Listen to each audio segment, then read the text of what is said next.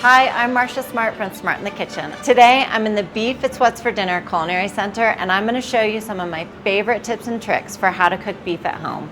This brunch beef strata is a great thing to make for the holidays because you can do one of two things. To make your life easier in the morning, you could either prep everything ahead of time, have it measured and ready to go, or you could put together the entire dish, cover it, put it in the refrigerator, and then bake it off the next morning. This is such a great recipe to feed a crowd. We have all of our ground beef cooked.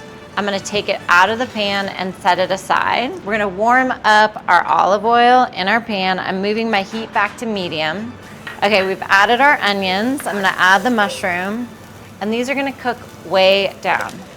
They'll soften, the onions will be golden, really let out those like sugars and caramelize the onions, which add really good flavor. I'm gonna add the milk and the eggs to a bowl. I'm gonna give this a whisk just to break up the eggs, get everything incorporated. As soon as your mushrooms start to soften, you can add the beef back to the pan. And then we're adding some dried thyme. All right, I'm gonna give this a stir, let everything kind of incorporate and come together. And then I'm turning my heat to low. Okay, after this is whisked together, you can go ahead and add your salt and pepper. All you have to do is layer your bread in the bottom. This is gonna soak up all of that egg mixture. The drier it is, the more it soaks up all the flavor from the eggs and the milk. I'm adding half of our beef mixture, and then we're gonna add our egg mixture. So just half of this, you want it to soak into the bread, and then we do it again. So the rest of your bread, add the rest of the cheese, we're gonna add the rest of our meat.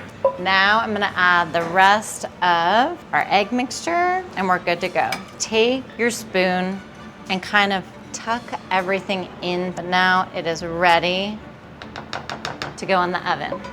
Okay, once this comes out of the oven, you just wanna top it with some cherry tomatoes for some color. We're gonna add some basil cut in a chiffonade, which is just long strands, ribbon-like strands of basil. Okay, we're gonna give this a taste. It looks delicious. Yum, creamy from the cheese. We have a little bit of basil. It's so good. I hope you guys will try this. I'm having another bite.